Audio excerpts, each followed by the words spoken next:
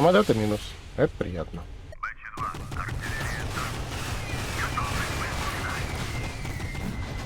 123 занес. Бым 140.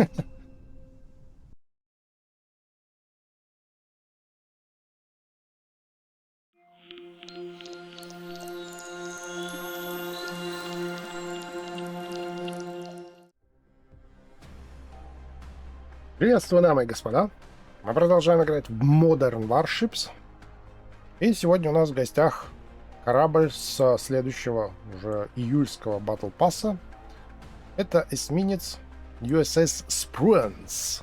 Вот так вот. Я прям даже пошел и посмотрел, как это произносится. Так что уже за это, в принципе, можно поставить лайк.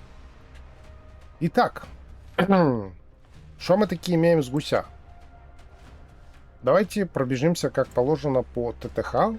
Соответственно, потом посмотрим бои и подведем итог. Как мы обычно это и делаем. Итак, прочность 442 тысячи. Это, конечно, какой-то позор. Потому что у того же шквала мы имеем 494 тысячи того же самого ХП. Далее, скорость 25,3 узла, вранье, 24 узла его скорость, но если вы хорошо заложите в поворот, то скорость упадет до 23 узлов. Маневренность 9,1, маневрирует он средненько. Радиус обзора 11,2, заметность воздуха 5,10, заметность поверхности 4,53, заметность глубины 3,4. Не сказать, что светится на всю карту, но и в инвиз особо-то как-то на нем залезать у меня не получалось. Разведданные 4 секунды, штраф при движении 9. Дальше переходим к вооружениям. Что мы такие имеем? Всех, я думаю, больше всех это интересует. Итак, ракеты. 2 слота, один двойной, один одинарный. Все. Меняются. Ставьте, что хотите. Не хотите, не ставьте ничего. Пушки 3 штуки. И это, наверное, основа вот этого интереса к кораблю и то, чего как бы все и ждут. Прям корабль на 3 пушках, который прям таки должен, что называется, разрывать. Некоторые сравнивали его с Флетчером. На самом деле нет. Я бы скорее поставил рядом с Арканзасом, нежели с Флетчером. Пушки, естественно, меняются. Слот 1 тройной. Ставьте все, что у вас есть. Далее торпеды. 1 двойной слот. Торпеды заменяемые. Ставьте, что хотите. Вертолет 1 заменяемый. Далее у нас идут 2 автопушки. Seahawk Sigma BVB2 BVB. 30-миллиметровые. Ну, в принципе, это Сигмы как Сигмы. Вроде как они чем-то там подулучшенные. У них дальность 4 и 33 километра. Перезарядка долгая, 4,9, почти 5 секунд. Имеется урон по области 100 единиц при радиусе взрывов 66. То есть эти штуковины теоретически могут сбивать мелкие ракетки из того же ВС-3, из Детерренса, Хаймарса и всех этих МЛРСов, Астросов и так далее. На самом деле они сбивают, но не все. То есть какой-то капитальной защиты эти штуковины не дают. Далее, Crow SV. Тоже автопушка, работает по торпедам, работает по подлодкам. Имеет урон по области в 1000. Дистанция у нас 5,2 километра. То есть, ну, вроде как неплохо, но на самом деле уповать на них я бы не рекомендовал. От 0.39 они вас не защитят как бы вообще. Ну и от какого-нибудь CSTP тоже. От CSTP вас может защитить только его глупость, если он будет кидать торпеды неправильно. Не тогда, когда надо, не туда, куда надо и тому подобное, и так далее, и так далее. Эти штуковины, в принципе, вообще могут отстреляться по подлодке в тот момент, когда она уже запузырила в вас торпеды. То есть мимо торпед подлодки они откидаются в саму подлодку. Вот, то есть там какая-то логика своя, загадочная. Ну, есть они, есть, и слава богу. И, кстати, единственное, от чего они меня гарантированно защищали, эти автопушки, это от торпед, которые в меня бросал вертолет, предположительно долларовый. Далее идет 2 двойных слота ПВО, ставим, чего хотим. Так как у меня уже есть ракетно-пушечные комплексы, я поставил вот 2 лазерных, чтобы их как бы дополнить общую систему ПВО, так сказать. Далее. Расходники. Тут как бы все очень-очень-очень жидко, потому что кроме стандартных там ремок, ловушек, резервов боеприпасов, у нас рэп. То есть не ускорялка, не дымы, а рэп. Да. То есть, видимо, рэп был придуман для того, чтобы ставить его... Когда не хочется ставить настоящие расходники серьезные, да, можно воткнуть рэп. Типа вот расходник есть, все, отцепитесь. А то, что он как бы самый дряблый, ну, это как бы уже, да. Для того он как бы и придуман. Ну, уже по ТТХ как бы видно, да, что никакой это не Флетчер, это скорее Арканзас. И, возможно, он даже чутка лучше Арканзаса, потому что ракеты у него все заменяемые. Но, в принципе, как бы Флетчером он рядом явно не стоит. Ну что же, с циферками разобрались. Теперь идем смотреть бои, как эта штуковина себя в боях ведет, а потом подводим итоги. Поехали.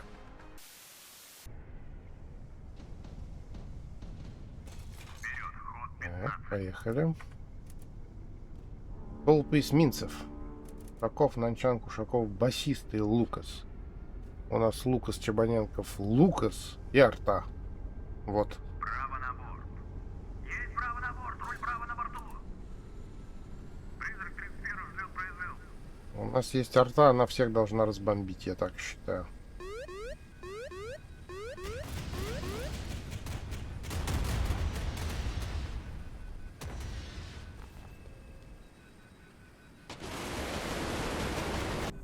Домой. Так, что мы такие имеем? Мы такие имеем Право руля. перетяжку. У них как бы двое там, трое занимают арку. Лево на борт. И один прям таки в эту арку хочет залезть, что ли, нет? Нет. Вон там кто-то есть, вдали. Есть же вариант на него выпрыгнуть так яростно прям и пострелять слегка. Куда-то наша противоторпедная хрень работает. Привет.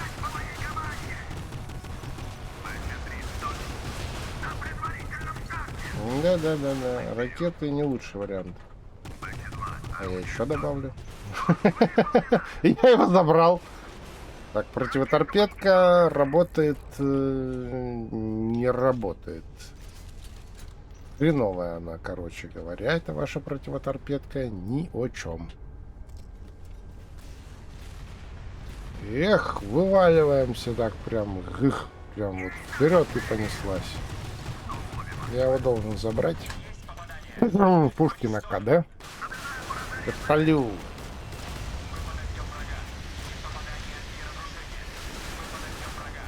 Вертолет отстрелял. Хорошо. Вертолет удалось отстрелять ракетами. Хотя у меня для этого есть вроде как и пушки, но в данном случае ракеты нормально.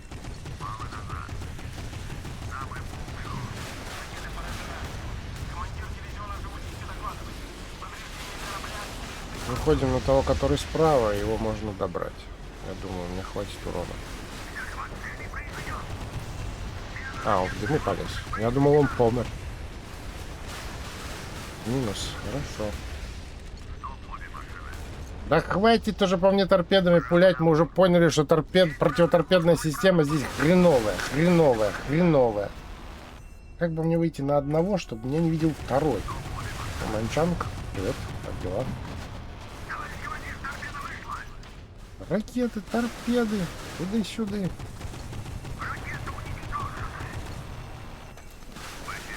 Ага. Нет, не подходи, я заряжаюсь, не подходи, я заряжаюсь. О, у меня автопушки начали на 4000 наносить. О, я зарядился, теперь можно воевать. Ну вот, как-то так. Что-то куда-то настрелял. Да? То есть, как видите, чтобы реализовать потенциал артиллерийского корабля, нужно все время выходить в открытый бой. Поиграть от препятствия не получится. Вам нужен все время открытый бой, чтобы вы видели цель, чтобы вы в нее стреляли. Вот прям, как говорится, 1 на 1. Вы в него, он в вас. По-другому никак. Это вот такая, как сказать, особенность всех артиллерийских кораблей, которые на пушках, да, есть артиллерийские, которые на гранатометах, так они могут через препятствия работать. Через какое-нибудь там понижение острова, через какую-нибудь гряду камней, через жирного союзника можно набрасывать. Здесь так не получится. Здесь вам нужно видеть противника и в него отрабатывать. Таков удел всех артиллеристов, ну, которые на пушках. А это что такое? Прикольная аватарка. Мне такую тоже надо.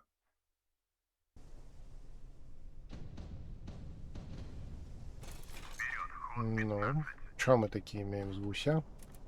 Яматович, Нахимов, Ушаков. Спруанц. И Зунвальд. Ушаков, Варяг, Нахимов, Ямато.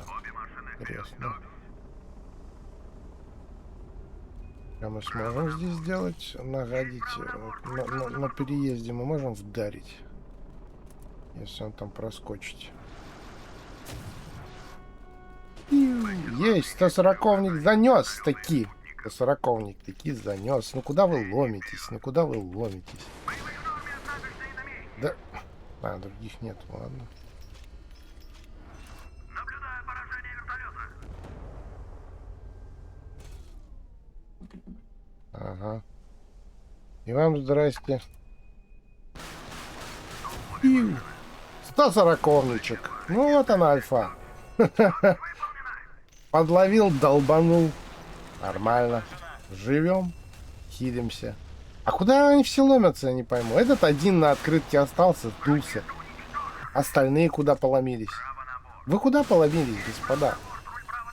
Вам не кажется, что вас оттуда как бы там простреливают, вот это вот все? Вам плевать. Я понял. Ну, и там все идет прострелы. Всем чихать. На все.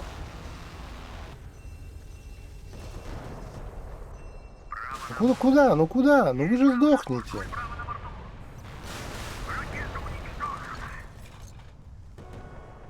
Ну ладно, вы хотите сдохнуть. Я понял. Ушаков, привет. Где он? Ты прячешься за нашего дохлого? Не надо. Оп.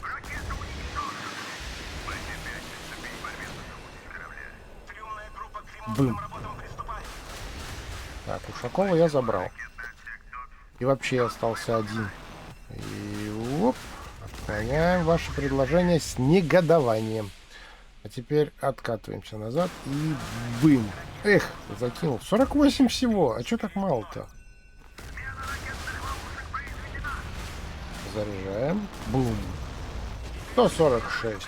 Привет. Выдаем. Альфа летит. Вот даже при дебильной совершенно команде, просто вот отбитой наглухо, блин, почти лям умудрился набить. Они сдулись за сколько? За 2 минуты. Не, как 2 минуты? Это я 2 минуты, а у нас самый долгий 2 минут даже не прожил. Он минута 50. Ладно, эти-то мелкие, блин, ты куда 50 уровень? Минута 51, 200 тысяч. А этот вот набивает, видите как, альфа тащит, альфа тащит. Нормально так. Кто у них там, Нахимов стоял, набрасывал? Из-за этого самого, из-за берега.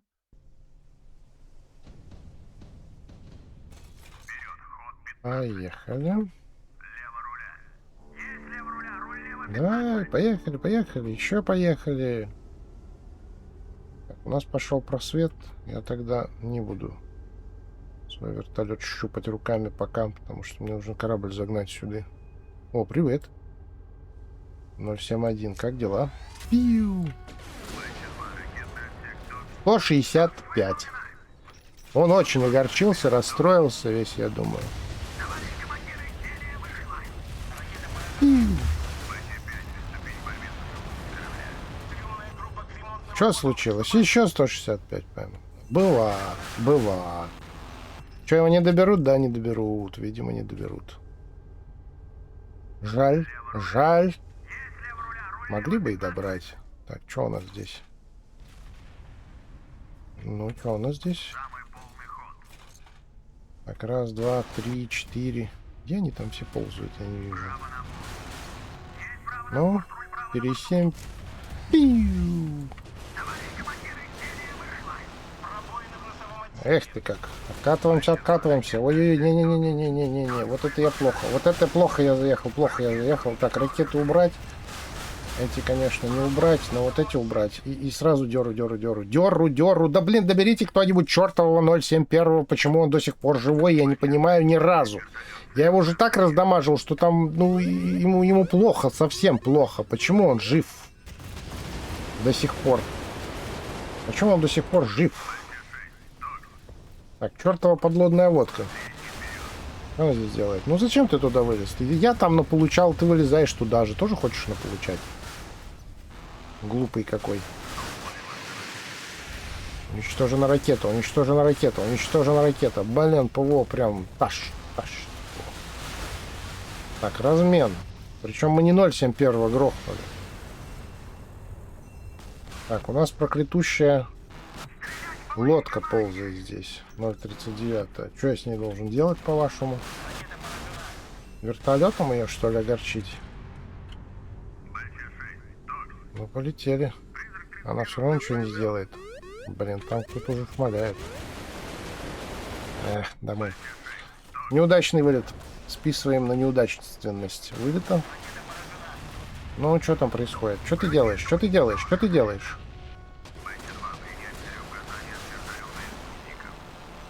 Что ты делаешь? 071 не добрали, блин. А почему не добрали? Надо было добрать, я его шотным оставил. А вы его не добрали, вы все гады. Ну. А, наш сейчас сдохнет, я понял. Наш решил прям сдохнуть. Ну-ка, я подловлю. Подловил. Привет! Привет! Альфа-то что животворящая делает, а?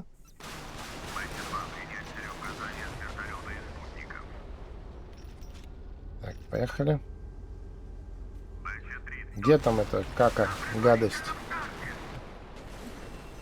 Узырнем в нее торпеды и сразу же убежим яростно прятаться.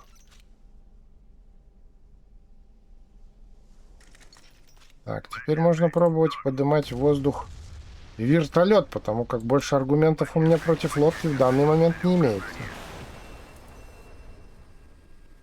Эта штука не будет мне мешать? Я надеюсь, что не будет. Поехали. Что все за этими лайками-то гоняются? Чего вам надо от этих лайков-то? Ну? Привет. Не понял? Какое пробоина? А, давайте в него кинем. В дрона торпеды кинем. И бум. Дрон развалился. Так, что у нас там происходит? О!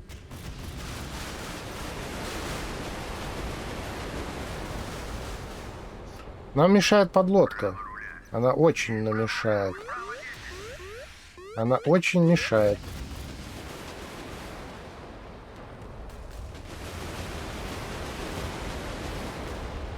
Ее бы отсюда убрать нафиг. Тогда можно было бы добраться до 071. Пошла глубокая тактика-стратегия. Но у меня, кстати, заряжены те, которые под воду бьют, так что это тебе не поможет. Рокс. А, держи. Все, давай домой. А куда я все это время плыву, я не понимаю. Я, кстати, свечусь.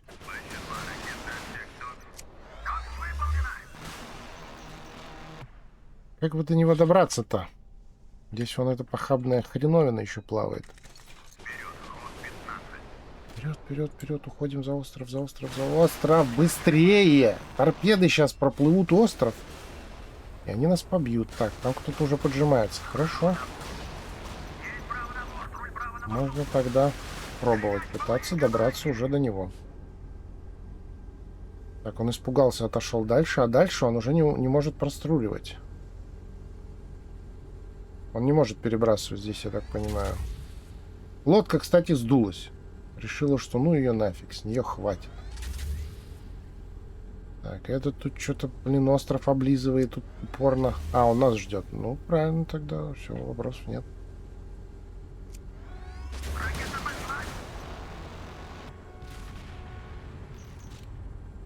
Сейчас мы как выпрыгнем, как выскочим, пойдут клочки по закоулочкам. Ну-ка. А, он вон что придумал, хитрость какую.